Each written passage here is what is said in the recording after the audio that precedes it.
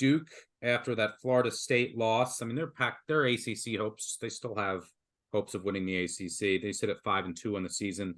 They will take on Louisville, who also is in that discussion at 6-1.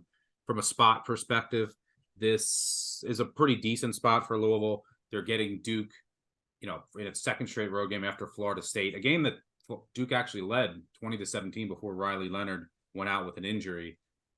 Louisville's had 2 weeks to kind of stew over that Pitt loss, but I just didn't think Louisville was any good. They were kind of fraudulent all season. This game is, and look, if you look at Louisville's advanced metrics, one thing that jumps off the page is their explosiveness, like their passing explosiveness. But you're not really going to get a passing explosiveness against a Mike Elko defense, and that's once again the case this year with Duke. Their secondary has been excellent. You can run on them a bit, but Dwar Jordan, his status is uncertain. Louisville's running back. This game is just hard for me to bet because I don't know the status of Riley Leonard. And even if I did, I don't know how healthy he'll be. And his legs are so critical to everything Duke wants to do. Given that uncertainty, given that I think this line is too high based on my projections, Duke's definitely going to make it into the round robin. And they're a good money line underdog shot because of that uncertainty. And I think this game should be more like a coin flip if everyone was healthy. What do you see here in a top 20 matchup between Duke and Louisville? Well, let me speak to a bet that we're involved with that's on a larger scale. All we could talk about in the offseason was Louisville's schedule was a joke. And we knew that there's a new coach with an old quarterback, and they're going to try to make this offense work, but the schedule was so soft. There's no way that this team can't do X, Y, and Z. So Colin went off and took like a flyer on undefeated season.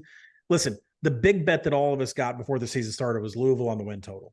Doesn't matter if you got 7.5, 8. It doesn't matter where that number fell. I think everybody who's listening probably got a piece of the Louisville over. This game is paramount to that number. And depending on how much you laid on it, this is an extremely important game. And Stuck's right. I make this game Louisville -1. That 4 that you see out in the market, that's reflective of Riley Leonard being doubtful. It's going to move based on what his final status is going to be. You can tell, but also, as I said before, even if he does play, the part of the line is that he might not be able to finish the game. He also might not be 100% mobile. So that's influencing the line as well. Duke had Florida State up against the wall, and until Riley Leonard got hurt and he just could not, even move. I think he was going to stay on there. As long as he had a pulse, he was going to be out there. That's when Florida State made their roaring comeback and covered the spread. In this game, you have to ask, will Jack Plummer have success throwing against the Duke secondary that's top 10 in coverage? Elko runs a cover 3 and cover 1 on 60%. Plummer's over 50% success rate against both of those. He's got a little bit of explosiveness against cover 3, so I'm not really worried about those coverage numbers. But offensive finishing drives has been an issue for Louisville all season. They're 84th in the nation. They average 3.6 points on 40 drives that have crossed the opponent 40-yard line. That's just not good enough. All of these numbers inside Louisville make me a little uncomfortable.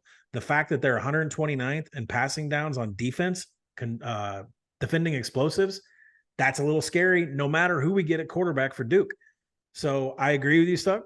This is a round robin play, regardless of Riley Leonard plays. If he doesn't play, I still think it belongs in there. You will definitely see a play come through the app as a hedge to the Louisville win total on the season because they have to have this one if they're going to get over that number. Yeah, big game in the ACC. Florida State sits at 5-0. You would assume that they end up in the ACC championship. Top 2 teams go. There are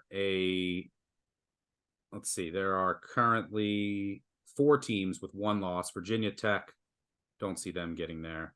Then it comes down to Duke, North Carolina, and Louisville most likely. Pretty wild looking at Miami 1-2, Clemson 2-3. So this game, because you'd have the head-to-head, is pretty much an elimination game for the ACC championship. And then it'll come down to the winner in UNC to see who gets to face Florida State in the ACC championship.